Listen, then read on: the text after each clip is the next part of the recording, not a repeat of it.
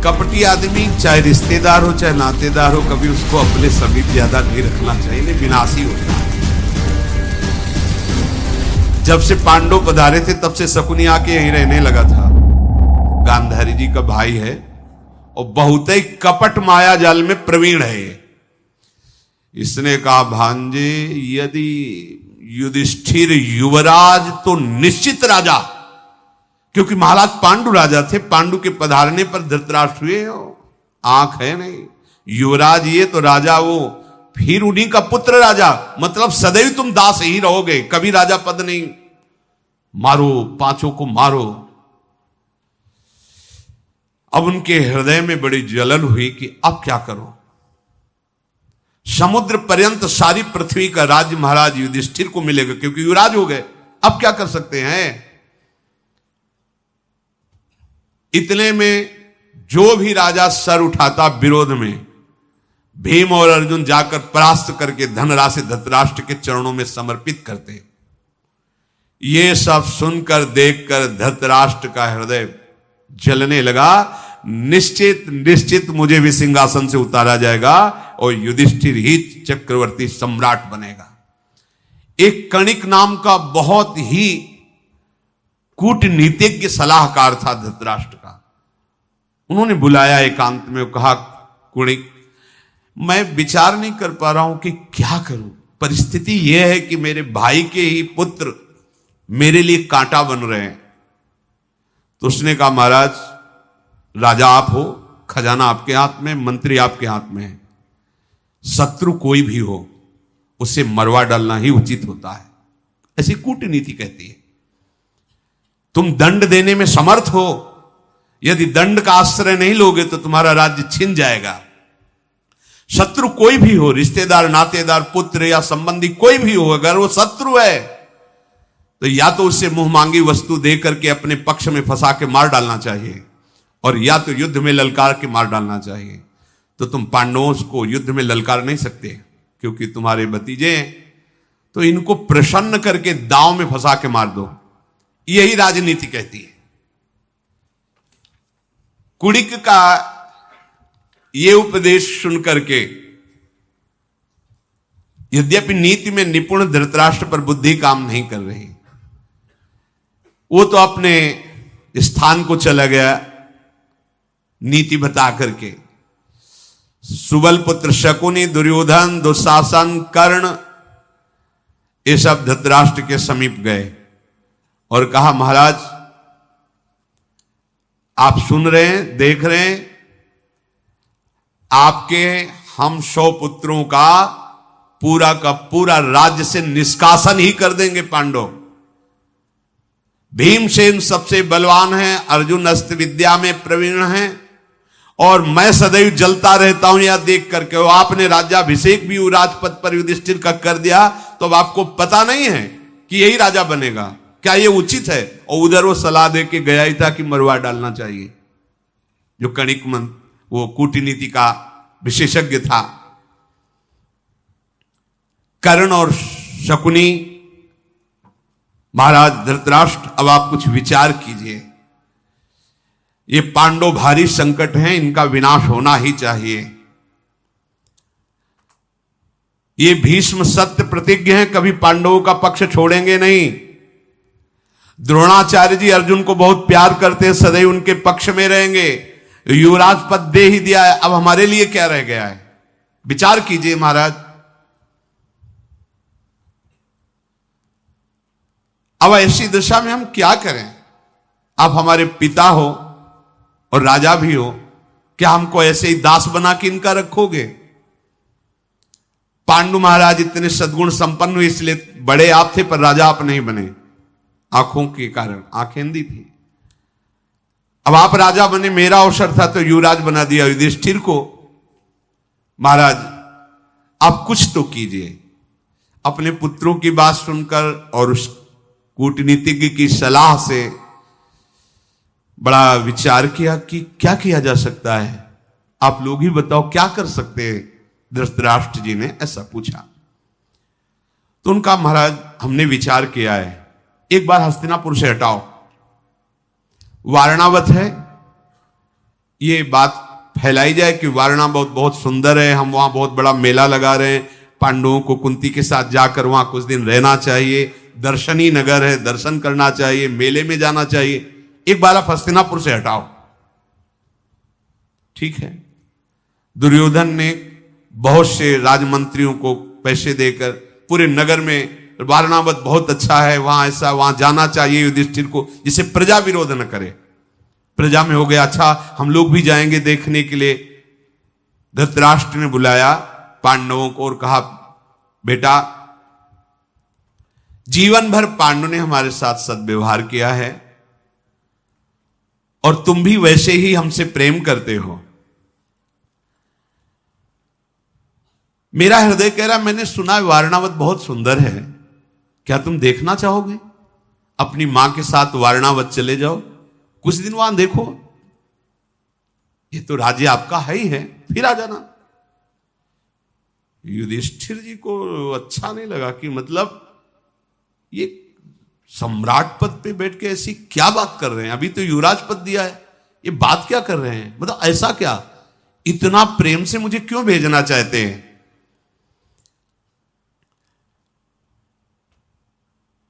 निश्चिंत होकर तुम जाओ, क्या सोच रहे हो युधिष्ठिर, बिल्कुल मंगल है। अरे जिसके साथ भीष्म हैं, द्रोण हैं, उसे कहीं परेशानी हो सकती है, और हमने पहले से व्यवस्था कर दी है। धृतराष्ट्र की बात को संशयपूर्ण लेते हुए युधिष्ठिर बहुत बुद्धिमान थे, धर्म का अवतार है, सोचा कि मैं असहाय हूं, इस समय मुझे वही करना है जैसा ये आदेश कर रहे हैं। उन्होंने कहा, पिताश्री आप जैसा आदेश करें। बड़े पिता और विदुर जी को छोटे पिता कहते थे, वो पांडु के पुत्र थे। युधिष्ठिर ने शांतनंदन भीष्म, विदुर जी, द्रोण, वाल्मीकि, सोमदत्त, कृपाचार्य, इन सब ब्राह्मणों को प्रणाम किया और कहा, आदेश मिला है मुझे वारणावत जाने का। धृतराष्ट्र जी के आदेश को कोई काट नहीं सकता, पर सब चिंतित हो गए, अचानक ये आदेश कैसा? पांडुनंदन युधिष्ठिर, भगवान तुम्हारी सदैव रक्षा करें, ऐसा बुजुर्गों ने सबने आशीर्वाद दिया। वारणावत जाने की आज्ञा दे दी। दुर्योधन बड़ा प्रसन्न हुआ। उसका एक प्रधान निजी मंत्री था जिसका नाम पुरोचन था। पुरोचन को बुलाया और कहा, पुरोचन, ये धन धान संपन्न संपूर्ण पृथ्वी जैसी हमारी वैसी तुम्हारी, तुम्हें एक कार्य करना है, तुरंत तुम वारणावत पहुंचो और एक महल का निर्माण करो। अब वहां चक्रवर्ती सम्राट धन की तो कोई कमी नहीं है, ऐसा भवन निर्माण करो जिसमें चारों ओर बहुत सुंदर कमरे,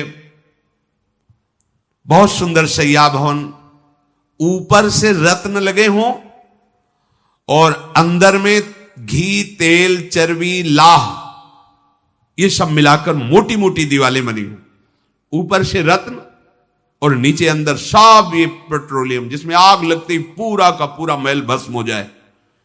और ये लोग जब पहुंचे तो गांव के महल में रखना, जब तैयार हो जाए पूरा तब कहना कि आपके लिए एक निजी महल तैयार किया है, आप कुछ समय तक उसमें वास करें और अवसर मिलते ही आग लगाकर पांचों पांडव और कुंती को वहां भस्म कर देना।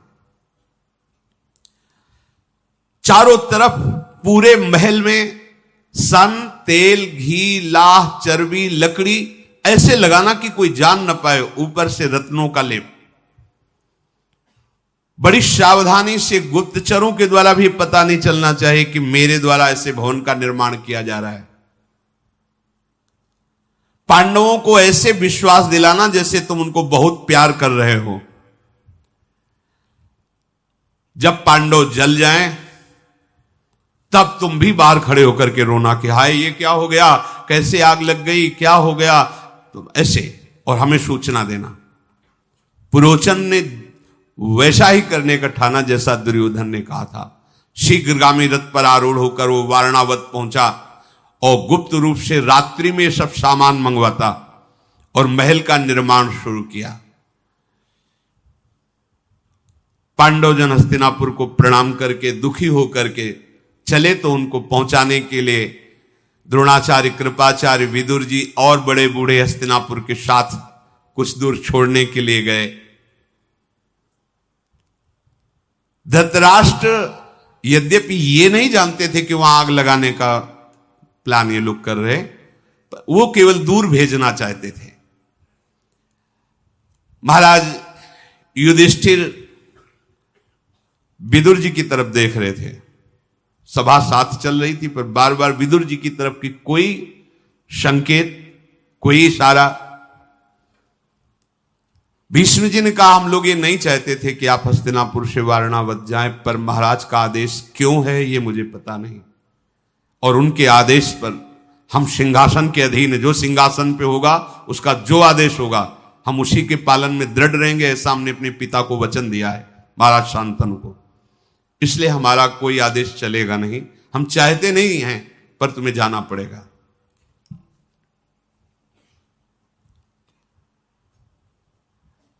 धृतराष्ट्र के इस आज्ञा पर कोई विरोध नहीं दे सका।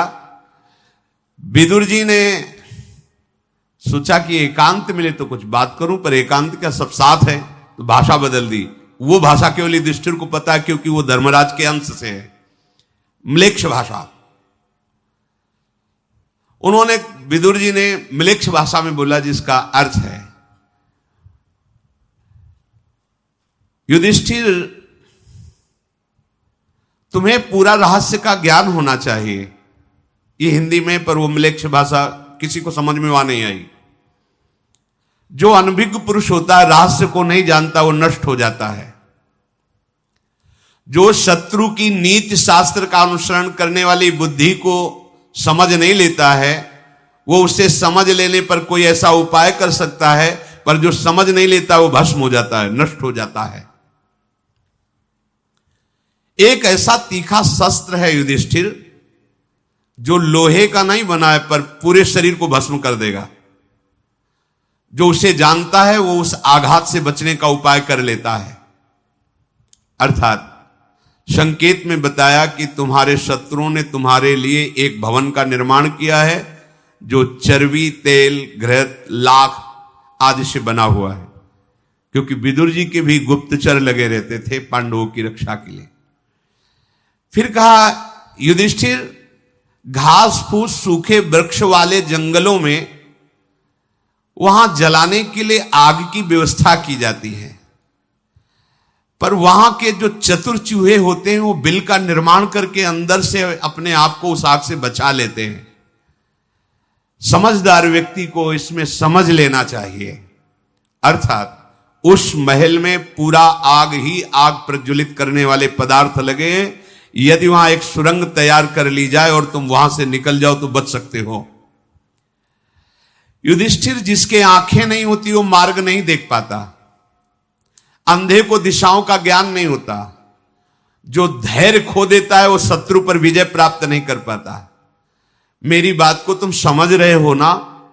अर्थात तुम्हें पहले से ही सुरंग जहां से खुदी, जहां से निकलना, वहां से दिशाओं का ज्ञान होना चाहिए। तुम किस दिशा को, किस जंगल को जा रहे हो, यह ज्ञान होना चाहिए। और तुम्हें घबराना नहीं चाहिए। यदि धैर्य खो दोगे तो तुम शत्रु पर विजय नहीं प्राप्त कर पाओगे। और युधिष्ठिर, मनुष्य घूम फिरकर रास्ते का पता लगा लेता है, नक्षत्रों से दिशाओं का पता लगता है, पांचों इंद्रियों को एक साथ रखता है, तो शत्रु कभी पीड़ा नहीं पहुंचा पाते। अर्थात तुम पहले ही दिशा का चयन कर लो, और कितना समय है, कौन सी दिशा है, ये नक्षत्रों से पता चलता है। और तुम पांचों भाई एक मत रहना, तो ये कौरव तुम्हारा कुछ नहीं बिगाड़ पाएंगे। म्लेच्छ भाषा में ऐसा उपदेश किया। युधिष्ठिर जी ने म्लेच्छ भाषा में उत्तर दिया, आपकी बात अक्षरशः समझ रहा हूं। विदुर जी ने दाहिने करके उनको आशीर्वाद दिया, जाओ। भीष्म जी भी और नगरवासी भी लौट आए। कुंती जी साथ में थी, उनका बेटा, मैं समझ नहीं पाई विदुर जी क्या बोले। तुमने कहा अच्छा मैं समझ गया, तो ये भाषा क्या थी? तो उनका ये गुप्त भाषा है। विदुर जी ने मुझे संकेत किया है कि तुम जिस महल में रखे जाओगे वो प्रज्वलित अग्नि को बढ़ाने वाले पदार्थों से बना और तुम्हें मारने का प्लान है। यदि तुम पांचों भाई एक मत रहोगे और धैर्यवान रहोगे और सुरंग की व्यवस्था कर लोगे तो तुम वहां से बच जाओगे। पांडवों का शुभागमन वारणावत वासियों ने जब सुना, सब लोग नगर के बाहर आकर के अगवानी की। देवमूर्ति पांचों पांडव सबने आशीर्वाद दिया, जो बड़े बूढ़े थे, और नगर के महल में उनको रखा गया। पुरोचन जो दुष्ट स्वभाव वाला दुर्योधन का निज जन था, मंत्री था, आकर के प्रणाम किया और खूब ऐसी प्रेम भरी बातें व्यवस्था की। खाने पीने की उत्तम व्यवस्था, सुंदर शैया आदि। 10 दिन तक रहने के बाद पुरोचन ने कहा कि महाराज, आप हस्तिनापुर के युवराज हैं, नगर के महल में शोभा नहीं देता। आपके लिए नगर के बाहर एक महल तैयार किया है, बहुत रुपया लगा के। महाराज आप कृपा करें, उस महल में पधारें। वो शिव भवन है, आपके लिए मंगल भवन है। पुरोचन की बात सुनकर युधिष्ठिर ने अपने भाइयों पर दृष्टि डाली कि नंबर आ रहा है आग लगाने का इसका, या वहां ले जाएगा मारेगा, पर बिल्कुल पता नहीं चलना चाहिए। बहुत मुस्कुराते, हाँ हाँ हम भी देखना चाहते हैं। धर्मात्माओं में श्रेष्ठ युधिष्ठिर गए, पूरे महल को देखो। अब महल को ऐसे कुटिया थोड़ी बनी थी, किलोमीटरों में महल का निर्माण था। भीमसेन, इतना भयंकर भड़कने वाली अग्नि की वस्तुएं तो मैंने देखी नहीं जैसा महल बना है। भीमसेन, इस 4 दीवारी में केवल आग ही आग लगने वाली वस्तुएं भरी, ऊपर से केवल रत्न है। ये अग्नि प्रज्वलित करने वाले पदार्थों से कारीगरों ने सन, राल, मूंज, बांस और घी, चर्बी इससे बनाया है। पूरा महल इससे बना हुआ है। भीमसेन ने कहा, भैया दबने की क्या बात, हुकुम करो, 1 मिनट में इस पुरोचन को पलटा देते हैं, आग लगा देते हैं पूरे महल में पहले ही।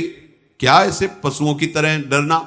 नहीं नहीं, आप नहीं समझ रहे हो, हम ये कर सकते हैं, पर तुम समझो उसका ये प्लान है, और अगर हमने इस प्लान को जरा भी बाहर किया तो वो दूसरा ऐसा प्लान बनाएगा जो हमारी समझ में ही नहीं आएगा, हमें मरवा देगा। वो इस समय जब मारने पर लगा हुआ तो मुझे गुप्त रूप से साबित करना है कि मैं मर गया और मुझे इसी में रहना है। अगर हमारे बचने का कोई और उपाय होता तो विदुर जी बता देते। जैसा विदुर जी ने कहा वैसा ही मुझे करना चाहिए। हम लोगों की चेष्टाएं बिल्कुल नहीं होनी चाहिए कि ये पुरोचन जान जाए कि हम जान गए हैं। पूरी सावधानी के साथ अब इसी में रहना होगा। हमारी किसी भी चेष्टा से इसको समझ में नहीं आना चाहिए कि मैं इस बात को जान गया हूं कि महल ऐसा भड़काऊ अग्नि बढ़ाने वाले से बना हुआ है। हम जलने के डर से अगर भागेंगे तो आक्रमण करवा के मारने की कौन सी चेष्टा करेगा, मुझे पता ही नहीं चलेगा। अभी तो पता चल गया तो हम बचने का उपाय कर सकते हैं।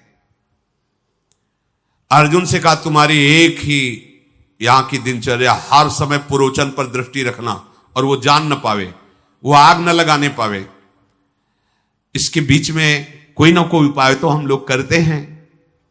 ऐसा सोच ही रहे थे, महल में प्रवेश किया कि कुछ आदमी लिए एक आदमी आया और पुरोचन से कहा, मैं हस्तिनापुर से आया हूं और मुझे महल की सफाई करने का आदेश दिया गया है। हाँ ठीक है, जाइए अंदर। अंदर गए और युधिष्ठिर से कहा, मैं विदुर जी के द्वारा भेजा हुआ हूं और हम इतने सुरंग बनाने में प्रवीण कि कम समय में बहुत लंबी सुरंग तैयार कर देते हैं। पर तुम्हें विश्वास दिलाने के लिए मैं बताता हूं, उन्होंने मिलेच्छ भाषा में आपसे कहा था कि एक ऐसा अस्त्र है जो लोहे का नहीं है पर वो सबको भस्म कर सकता है, वो मकान। ये मैं इसलिए बता रहा हूं कि मैं विदुर जी का ही आदमी हूं, कोई छल कपट नहीं, विश्वास कीजिए मेरे पर। युधिष्ठिर जी ने कहा, मैं समझ गया। विदुर जी ने जो आपको उपदेश किया था कि एक बिल तैयार होना चाहिए, उसी के लिए मैं आया हूं। युधिष्ठिर जी ने कहा, सौम्य तुम्हें ज्यादा बताने की जरूरत नहीं, मैं पहचानता भी हूं कि आप विदुर जी से मिलते थे, आप उनके गुप्तचर हैं, मुझे पता भी है। उसने कहा, बस इस महल के अंदर कोई आने न पावे, पुरोचन भी आने की चेष्टा करे तो वहीं रोक दिया जाए, और अगर कहीं ऐसा हो कि कोई आ रहा तो मुझे संकेत कर दिया जाए। मैं ऐसी स्थिति रखूंगा। एक लकड़ी का ऐसा तख्त बनवाया था जो वहीं तत्काल रख करके आसन उस पर लगा हुआ था, और उस तख्त में नीचे ऐसे कपड़ा डाल के कि सुरंग जहां से बनी कोई देख ले, महाराज दृष्टि उस पर बैठ जाएंगे जब तक खोदेगी। पर भगवत कृपा से कोई बाधा ही नहीं आई। बहुत जल्दी सुरंग का निर्माण तैयार हो गया गंगा जी तक जाने का, और उसके ऊपर एक काठ की ऐसी लेवल और उसके ऊपर मिट्टी, जैसे किसको पता ही नहीं है कि यहां सुरंग बनी। कुछ ही दिनों में सुरंग तैयार हो गई। उस भवन के ठीक बीचों बीच सुरंग निकाली गई, भूमि की समान तह पर उसको पाट दिया गया। पुरोचन के भय से उस सुरंग खोदने वाले ने पूरा ऐसा मुख बंद करके मिट्टी डाल दी कि जैसा महल की अन्य भूमि वैसे ही वो भूमि। पांडवों ने कहा बहुत बड़ा काम हो गया, बचने का उपाय हो गया। भीमसेन ने कहा कि वो आग लगावे इसके पहले हम लगा दें तो कैसा रहेगा, वो भी जाए, वो भी तो मजा चखे, महल निर्माण किया है। तो उस दिन क्या था कि कुंती जी ने ब्राह्मणों को और भूखों को भोजन पवाने के लिए निमंत्रण दिया था। तो एक भीलनी भी आई थी जिसके 5 लड़के थे।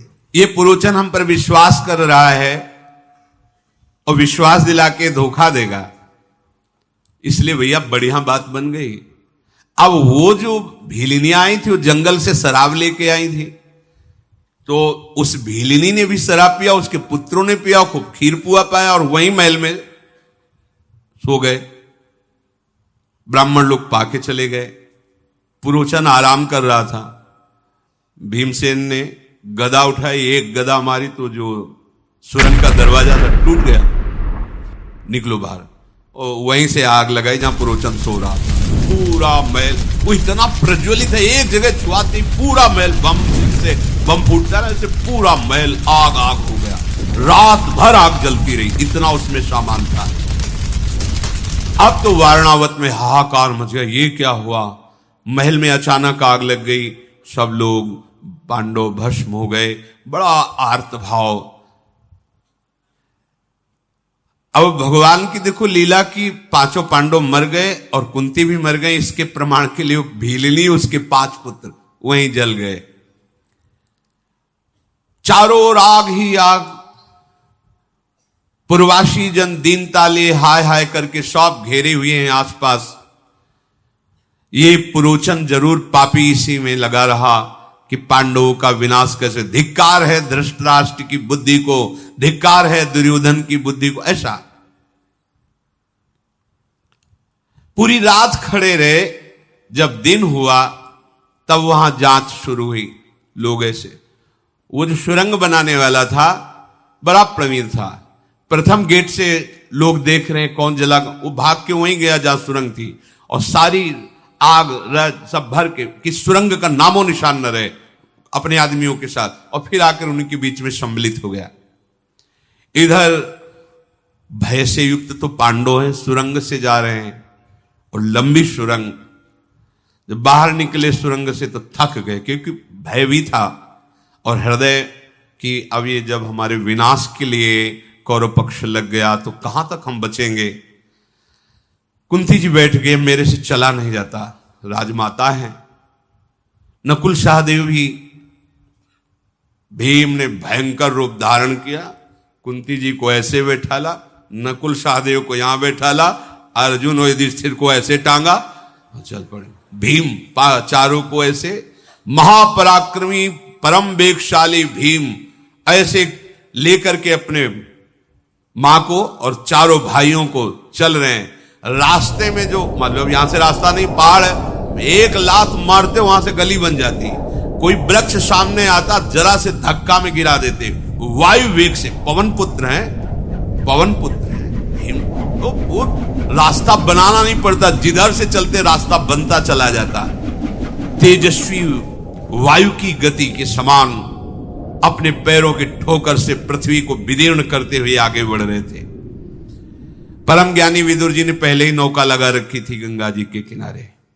जब वहां गए तो नौका को चलाने वाला आया, प्रणाम किया और कहा मुझे विदुर जी ने आपकी सहायता के लिए भेजा है और मैं उनका हूं, इसलिए आपको बता रहा हूं कि आपको उन्होंने म्लेच्छ भाषा में उपदेश किया था और ये उपदेश किया था। क्योंकि विश्वास होना, पता नहीं दुर्योधन का आदमी हो तो। उनका हाँ मुझे विश्वास है। बोले आप आराम से नाव पर बैठिए और बहुत दूर धारा से बहुत दूर जाकर के उनको उस पक्ष में किनारे पे छोड़ा। भयंकर जंगल, पूरे जंगल में कहीं पैर रखने की जगह नहीं, बड़े बड़े कांटे बांस ऐसे जैसे जंगल होते हैं और बड़े ही हिंसक जंतु। कुंती जी ने कहा आप कहां जाएं? तो भीम जी ने कहा आपको चिंता करने की जरूरत नहीं मां, कोई भी इस वन में ऐसा पशु नहीं है जो तुम्हारे पुत्रों की तरफ आंख दिखा सके। महाबलशाली भीम जी साथ है। उस नाव में बैठकर से उस जंगल में उतरे। चारों भाइयों ने कहा इस जंगल में हम प्रवेश ही नहीं कर सकते। भीम ने कहा वैसे ही बैठो। माता कुंती को ऐसे बैठा ला, ऐसे चारों को लिया, बड़े वेग से आगे बढ़े। आगे बढ़ने पर कुंती ने कहा मैं प्यास से प्राण त्याग रही हूं, बहुत प्यास लगी है, मुझे पानी चाहिए। तो एक विशाल वृक्ष था पीपल का, वहां साफ करके अपने भाइयों को और मां को विराजमान किया और कहा अर्जुन सावधान रखना, जंगल है, मैं जल की खोज में जाता हूं। एकांत में उनको विराजमान करके और जल की खोज में गए तो सारस की आवाज आ रही थी। तो सोचा ये पक्षी वहीं रहते हैं जहां आसपास जल होता है। वहां समीप गए तो बड़ा निर्मल सरोवर था। जल पिया, अब ले किस में जाए? तो अपना ऊपरी चद्दर, अब भीम का चद्दर तो भारी चद्दर हो, उसको गीला किया, क्योंकि चद्दर में पानी थोड़ी रुकेगा। उसको गीला किया तो कम से कम अंजुली अंजुली पीने को मिल जाएगा। कैसी विपत्तियां आती हैं धर्मात्माओं के ऊपर। जरा सी विपत्ति में हम धर्म छोड़ देते हैं। इन महापुरुषों ने कैसे भयंकर कष्ट सहते हुए धर्म का, सत्य का त्याग नहीं किया। जब वहां गए तो वहां सब शिथिल होकर सो रहे थे। तो सोचा कि जगाना तो ठीक नहीं है, पर मुझे जगना आवश्यक है। इधर भीष्म जी, विदुर जी और सब बड़े बड़े कुरुवंशी बहुत उदास हो गए कि पांडव मारे गए। धृतराष्ट्र भी जलांजलि देने के लिए आए, दुर्योधन आदि भी आए। दुर्योधन, कर्ण, शकुनि सब मुस्कुरा रहे हैं, जलांजलि। भीष्म जी के आंसू चल रहे हैं। भीष्म जी बार बार कह रहे हैं कि ऐसा कैसे हो सकता है? जो धर्म का पालन करने वाला है उसका नाश कैसे हो सकता है? मेरी ये समझ में नहीं आ रहा कि धर्मात्मा पुरुष का नाश कैसे हो सकता है? कैसे हो सकता है? बार बार रो रहे हैं, कैसे हो सकता है ऐसा? ऐसा कैसे? ऐसा कैसे मृत्यु हो सकती है? ऐसी मृत्यु इन महापुरुषों की कैसे हो सकती है? पर वो जलांजलि दे विदुर जी ने देखा कि भीष्म जी तो बहुत विकल हो रहे हैं। पांडवों को नष्ट कर दे ऐसी काल में ताकत अभी नहीं है। लाक्षागृह में भस्म हो सके ऐसा भाग्य नहीं है पांडवों का। कैसे? विदुर जी नजदीक गए जलांजलि के बहाने और भीष्म जी से कहा आप जलांजलि मत दीजिए, पांडव मरे हुए नहीं। मैंने पहले से सुरंग की व्यवस्था की थी और वो नाव के द्वारा सुरक्षित जंगल में पहुंचा दिए गए हैं। अब वो अव्यक्त रूप से कहां घूम रहे हैं, पर वो सुरक्षित हैं। आप जलांजलि मत दीजिए, पांडव सुरक्षित है। शेष चर्चा आगे। श्री राधा वल्लभ लाल की।